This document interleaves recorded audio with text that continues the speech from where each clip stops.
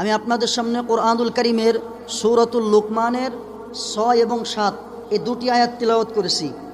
আল্লাহ সুবহানাহু ওয়া তাআলা তৌফিক দান করলে সীমিত স্বল্প সময়ের মধ্যে এই দুটি আয়াতকে সামনে রেখে কিছুক্ষণ কথা বলার চেষ্টা করব। আমা তৌফিক ইল্লা বিল্লাহ।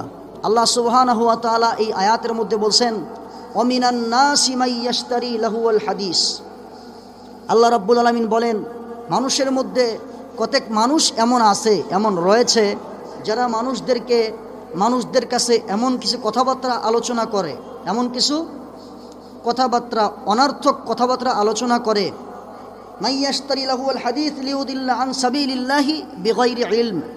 তাদের অজ্ঞতাবশত তারা এমন কিছু কথাবার্তা খরচ করে বা বলাবলি করে বা ব্যবহার করে যে কথার দ্বারা মানুষকে আল্লাহর থেকে অন্যদিকে সরাইয়া দেয়। কোন দিকে সরাইয়া দেয়?